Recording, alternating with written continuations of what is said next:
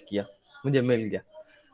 IO stream जो है ना, इनपुट आउटपुट स्ट्रीम्स, इसकी फुल फॉर्म है स्टैंडर्ड इनपुट आउटपुट स्ट्रीम। ये हेडर फाइल है, सी इन और सी आउट की कंडीशंस और को ना इन्वॉल्व करता है हमारे प्रोग्राम के अंदर, इनको यूज करता है। अगर हम सी इन सी आउट यूज करें और ये हेडर फाइल इंक्लूड ना करें तो वो एरर दे देता है, क्योंकि ये हेडर फाइल पीछे जो हमारे पास कोडिंग हुई पड़ी है सी आउट और सी इन की, वो लिंक करती है हमारे प्रोग्राम के साथ। अगर हम वो लिंक ना करें तो एरर दे देती है। कोड ब्लॉक को क्या पता सी आउट सी इन से क्या करना, वो हैश इंक्लूड आईओ स्ट्रीम बताता है कि भाई सी आउट किस लिए, सी इन किस लिए। ये दो फंक्शन आईओ स्ट्रीम के हैं। फिर एफ स्ट्रीम जो है ना, ये दूसरी स्टैंडर्ड हमारे पास फाइल हैंडलिंग की हेडर फाइल है। इसमें हम ना इनपुट फंक्शन और आउटपुट फंक्शन यूज करते हैं। इसमें हम आई एफ स्ट्रीम में रीडिंग फाइल को, फाइल हैंडलिंग में फाइल को रीड करते हैं, और ओ एफ स्ट्रीम से आउटपुट कर वो राइट करते हैं किसी भी सीएसवी फाइल या टेक्स्ट फाइल के ऊपर यूजिंग नेमस्पेस एसटीडी। ये हमारे पास स्टैंडर्ड होता है जो हम सी आउट सीन के लिए इस्तेमाल करते हैं। इंट मेन, इंट हमारी डाटा टाइप है, मेन से हमारा फंक्शन हमेशा स्टार्ट होता है, फंक्शन हमारा मेन से हमारे प्रोग्राम की बॉडी स्टार्ट होती है हमेशा। अब हमने यहाँ पे इंटीजर डाटा टाइप है इंट, फीमेल लिया इक्वल टू 0 किया, मेल एक वेरिएबल है वो इक्वल टू 0 किया, और टोटल एक वेरिएबल है वो डिक्लेयर करवाया। फिर हमने इंटीजर लिया परसेंटेज एफ, परसेंटेज फीमेल मतलब, और percentage M percentage of males. अब हमने कहा है I F stream my file, एक फंक्शन बनाया आई एफ स्ट्रीम के नाम से माई फाइल। अब ये हमने ना 12 नंबर लाइन पे एक एरे डिक्लेयर करवाई है जिसका नाम है फाइल नेम। ये तो सबको पता है कि यहाँ पे एरे का नाम आता है हमेशा। फाइल नेम हमारे एरे का नाम है, यहाँ पे एरे की लेंथ आती है 14, हमारी एरे की लेंथ है, और ये हमारे एरे की डाटा टाइप आती है। एरे की डाटा टाइप, एरे नेम, और फिर यहाँ पे एरे की लेंथ, और यहाँ पे हम कर्ली ब्रैकेट्स के अंदर एरे की वैल्यूज स्टोर करवाते हैं, जो भी एरे के इंडेक्सेस पर स्टोर करवाना होता है हमने। जी भाई, ये जो एरे की आपने बताई है डाटा टाइप, ये कितने किस्म की होती है? एक तो स्ट्रिंग हो गई। एक स्ट्रिंग आ जाती है, इंटीजर भी आ जाती है, करैक्टर भी आ जाती है, इस तरह से होती है। जैसे हमारी मतलब यहाँ, जैसे लूप वगैरह में और हमने स्विच वगैरह में की थी, इफ हाँ एल्स वगैरह, वो हाँ डाटा। वैसे होती है वो data type, integer, character, double, long, double, float, ये सारी करैक्टर टाइप्स है। ठीक, ओके। मुझे पति जो इसकी लाइट जला दो। यहाँ पे हमने फॉर लूप लगाई है 15 नंबर लाइन पे, फॉर लूप लगाई है हमने सारी फाइल्स, मतलब हमारे जो एरे में सारा डाटा है उस डाटे को रीड करने के लिए।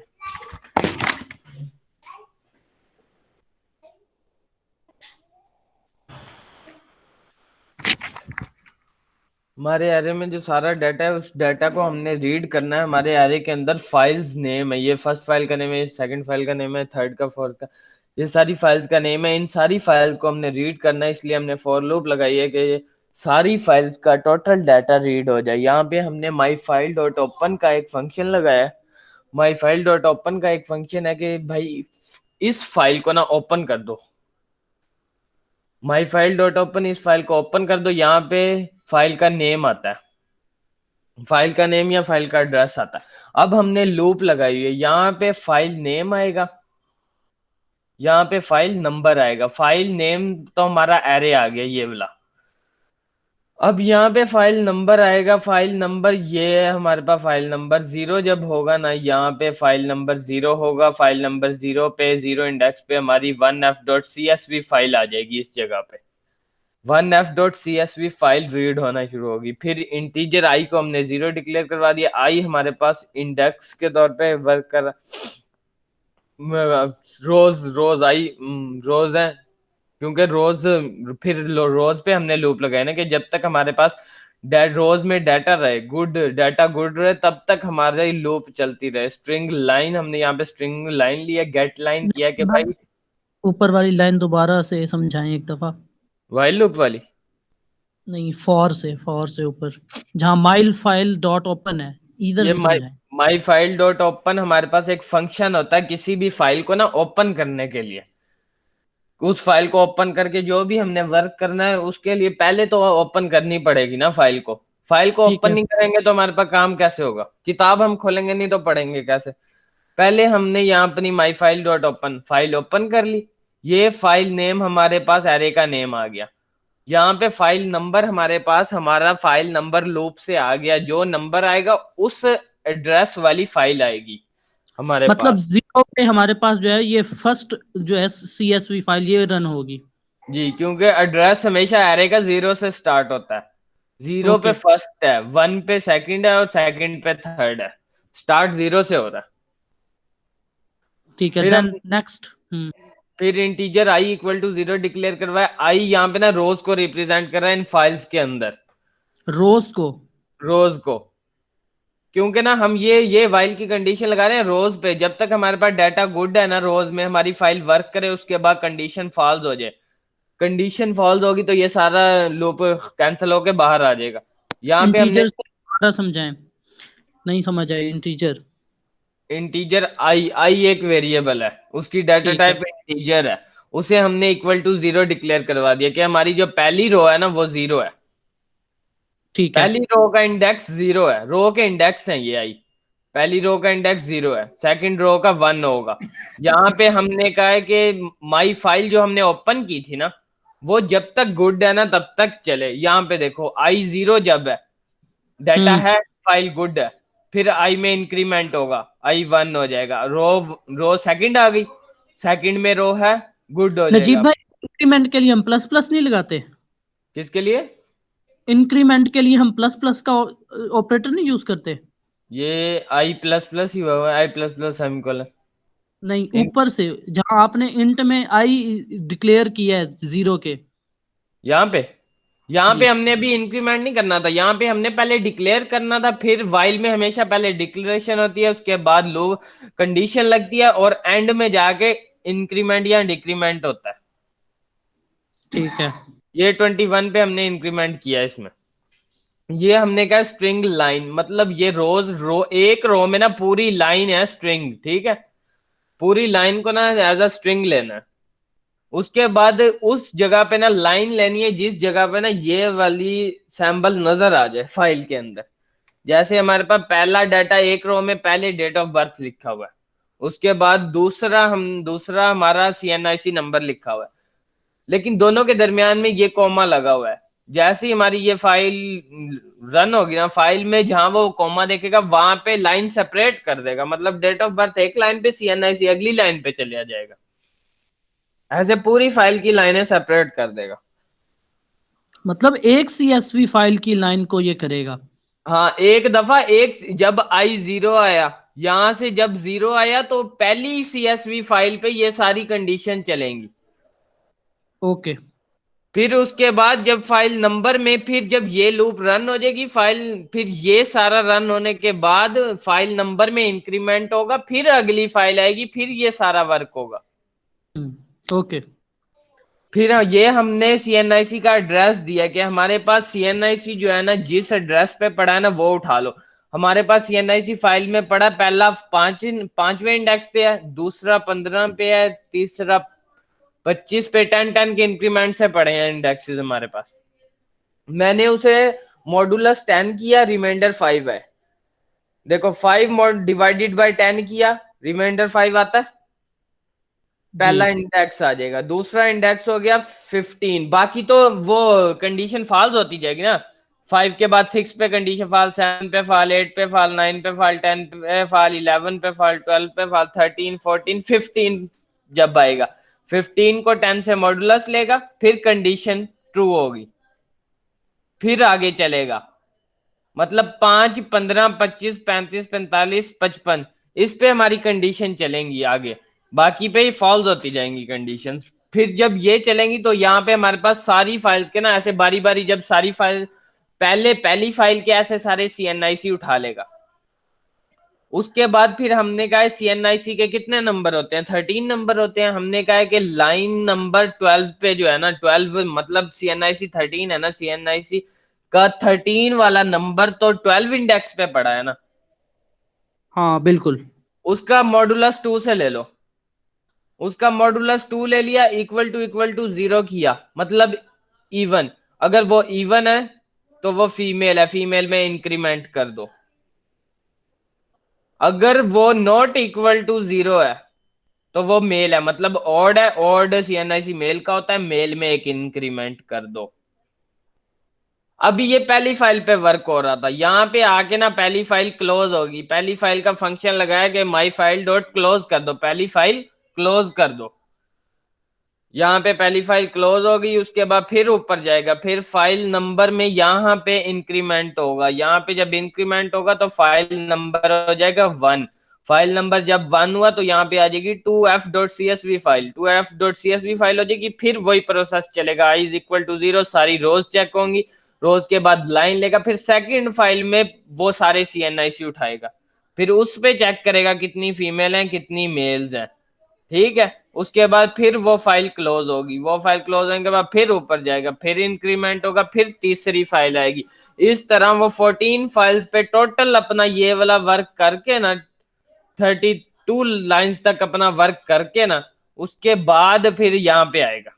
यहां तक समझ आइए 32 लाइन तक। हाँ जी।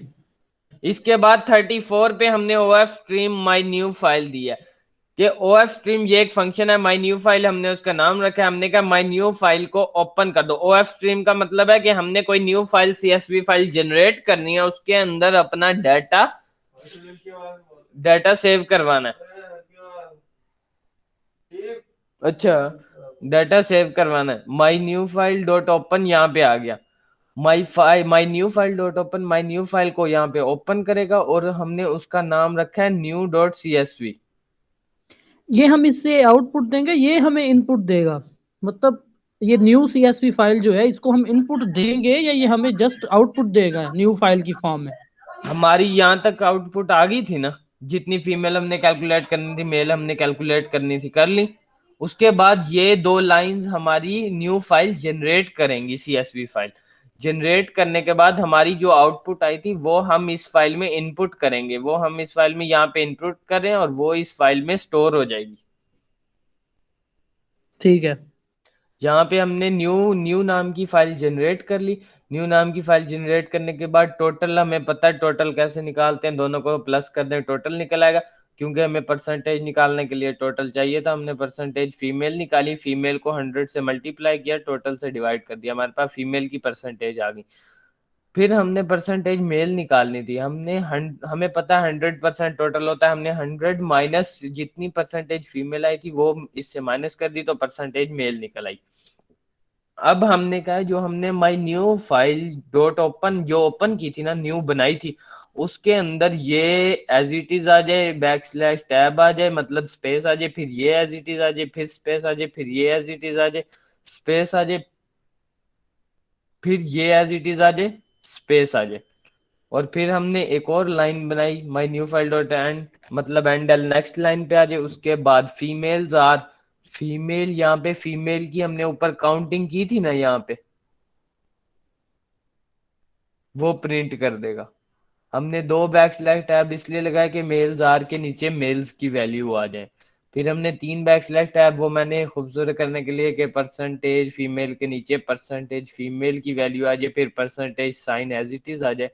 फिर बैकस्लैश टैब की स्पेसिस देने के बाद परसेंटेज मेल के नीचे परसेंटेज मेल आ जाए, परसेंटेज का साइन एज इट इज आ जाए, और यहाँ पे लाइन एंड हो जाए, नेक्स्ट लाइन पे चला जाए। और यहाँ पे हमने कहा जो हमने हमारा न्यू फाइल बनाई थी उसमें हमारा वर्क खत्म हो गया, उस फाइल को क्लोज कर दो।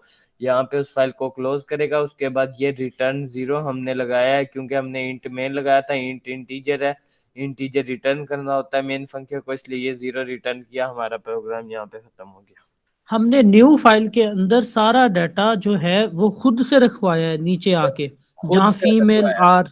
हाँ। हाँ, खुद से ये मतलब रखवाया, पूरा ऊपर वाला पूरा जो हमारे पास प्रोग्राम हुआ है वो सारा हमने इसमें रखवाया है। इसमें रखवाया। ये देखो हम रन करेंगे, हमें आउटपुट स्क्रीन पे कुछ शो नहीं हो रहा। क्यों शो नहीं हो रहा? क्योंकि हमारा जो सारी आउटपुट थी वो तो हमने इस फाइल के न्यू फाइल के अंदर रखवा दी, इधर थोड़ी शो होगी। अब हम वो जाके अपनी वो वाली फाइल ओपन करेंगे। ये देखो न्यू नाम की फाइल पड़ी है,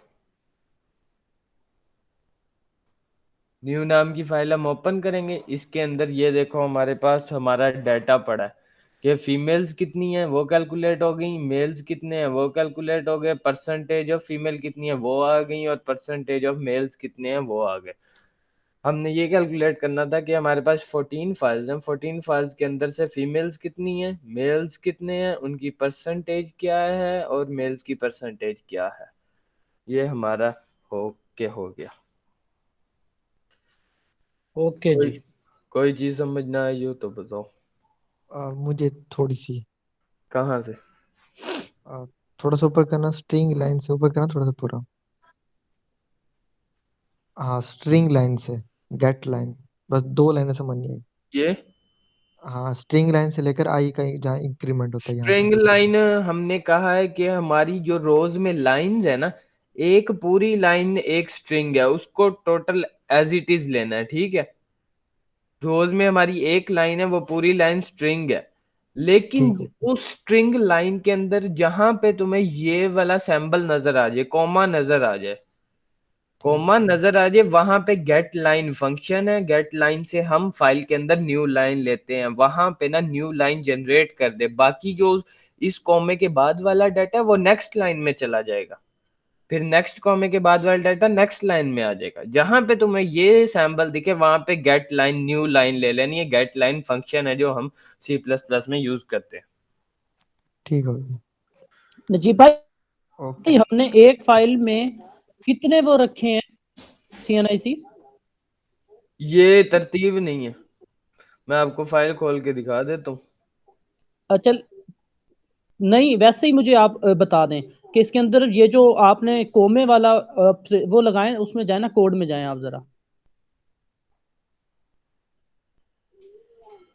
कोड ओपन करें ना, ये देखें जहां पे गेट लाइन है, हम्म माई फाइल लाइन, आगे आपने लिखा है इसमें सिंगल कोटेशन में कोमा, जहां कोमा है वहां पर लाइन चेंज हो जाए, हम्म नेक्स्ट लाइन पर चला जाए डाटा। हम्म। मतलब एक फाइल के अंदर जितनी भी लाइंस है हमारे पास, हर लाइन में डिफरेंट डाटा पड़ा है। वो हाँ एक डाटा एग्जीक्यूट करके जब कोमा आए तो वो देन नेक्स्ट हाँ, पे चला जाए। नेक्स्ट लाइन पे चल जाए। एक लाइन में जितने उसे 20 कॉमे एक लाइन में मिलते हैं, उस डाटे को 20 लाइंस में कर दे। जितनी लाइंस हैं, जितने कॉमास उसको मिलते हैं, उतनी लाइन सेपरेटेड कर दे वो। ठीक ठीक ठीक, ओके अच्छा, हो गया, आगे समझिए यहाँ तक। ये देखो, ये देखो हमारी फाइल स्टार्ट हुई, नजर आ रही है। ये 1 के बाद पहला हाँ पहला जी आ रही है। कॉमा आ गया, 1 के बाद पहला कॉमा आ गया। हमारी पहली लाइन में पहला सिर्फ कोड, 1 आएगा, बाकी ये सारा डाटा सेकंड लाइन में आ जाएगा। ठीक है। फिर सेकंड लाइन में उसे 7 टू, नहीं, दोबारा बताएं, दोबारा बताएं। वन लाइन स्टार्ट की उसने, 1 लाइन ठीक है। स्टार्ट की। 72 12 जो है, ठीक ये है। ये 1 उसे पहली लाइन में 1 के बाद ही कॉमा उसे मिल गया, ठीक है। हमने उसे कहा था ठीक है, जहां पे ठीक है, कॉमा मिल जाए वहां पे नेक्स्ट लाइन ले जानी है, ठीक है। इस ठीक है। कॉमे के बाद ये वाला डाटा सारा नेक्स्ट लाइन में आ जाएगा। और ये सारा फिर अलग अलग आएगा ना? फिर ये ऐसे हो जाएगा, 72, ये ऐसे हो जाएगा। कहाँ गया मेरा डाटा?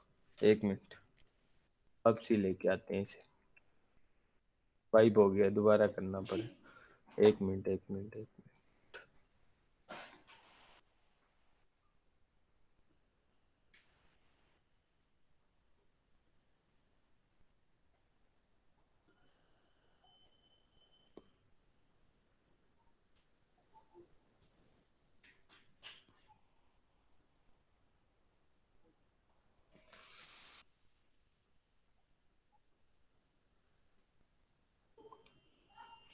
अब देखो, एक कॉमा आया, उसके बाद 72 12 आ गया, 72 12 चला जाएगा नेक्स्ट लाइन में। ये राबिया ठीक है। बतूल जफर अब्बास ये पूरा चला गया नेक्स्ट लाइन में, ठीक है। फिर नेक्स्ट, अलग अलग जाएगा ना, देखो ये 72 12 के बाद कोमा है, रिदा बतूल के बाद फिर कोमा है, जफर अब्बास के बाद फिर कोमा है। वो तो कॉमा है, लेकिन पहला कॉमा उसे कहाँ पे मिला है? पहला कॉमा उसे न- 1 के बाद मिला है ना।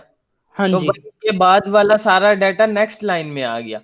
फिर नेक्स्ट लाइन सारा में, डाटा इकट्ठा आएगा, ठीक है। 72 12 रिदा बतूल जफर अब्बास, ये उसका CNIC नंबर और उसकी डेट ऑफ बर्थ जो कुछ है, वो सब नेक्स्ट लाइन पे इकट्ठा आएगा।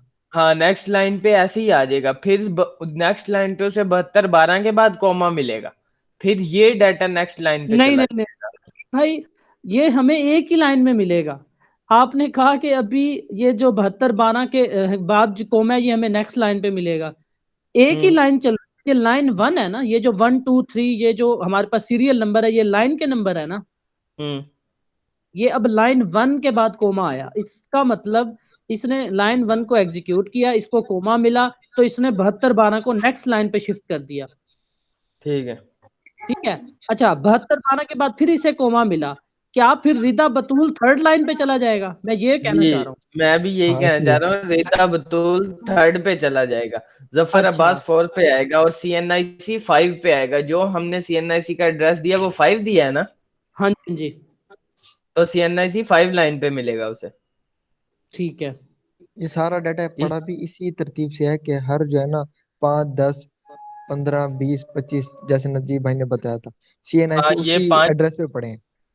ये 5 पे है, ये 10 पे, अभिषेक गिनती कर लो, ये 15 हाँ पे जी है, ऐसे ही ये आगे समझ। 25 पे है, ये 35 पे है, ये 45 पे है। इस डाटा तरह की पूरी तरतीब ही फाइल ऐसे में पड़ेगी। इस तरह है, तरतीब ही ये ऐसे मुझे है। ये मुझे नजीब भाई कोड ब्लॉक पे दोबारा जाके समझाओ यही चीज।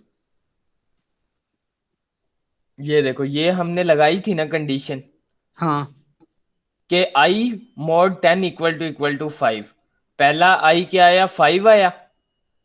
5 mod 10 क्या रिमाइंडर आता है, 5 आता है ना। 5। 5 आ रिमाइंडर गया आया था। तो पहला CNIC आ गया। फिर वो ठीक है, इधर वर्क करेगा, चेक करेगा फीमेल है कि मेल है। फिर जब दूसरा CNIC आएगा इधर, दूसरा CNIC 15 पे है, 15 मॉडुलस 10 रिमाइंडर क्या आता है, 5। 5। 5। फिर दूसरे पे वर्क करेगा। लेकिन जब आएगा ना यहाँ पे 6 7, ठीक है ना, तब ये वाली कंडीशन फॉल्स हो जाएगी इफ वाली, क्योंकि रिमाइंडर 5 नहीं बचेगा। ठीक है। ये सीन है।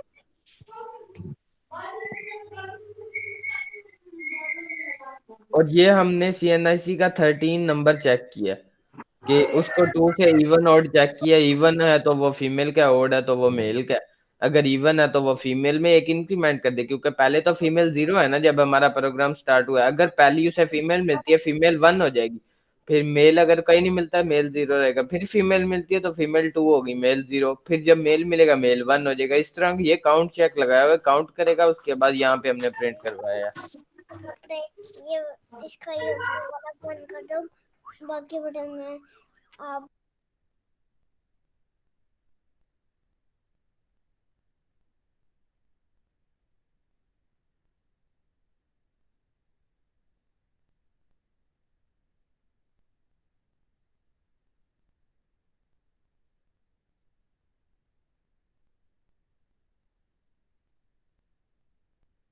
ठीक है, समझ आ गई है। हाँ जी भाई, समझ आ गया। बिल्कुल आ गई समझ, आ गई समझ। ओके हो गया। अब दानियाल भाई जरा लैपटॉप ऑन करके ना स्क्रीन शेयर करो। ये अभी तो रिकॉर्डिंग यहीं तक काफी नहीं ये नजीब भाई? रिकॉर्डिंग इसको बंद कर दें आप एक दफा ना, लैपटॉप तो भी मैं ओपन बंद कर कर देना। हाँ रिकॉर्डिंग तो इतनी काफी भी लंबी ना हो जाए।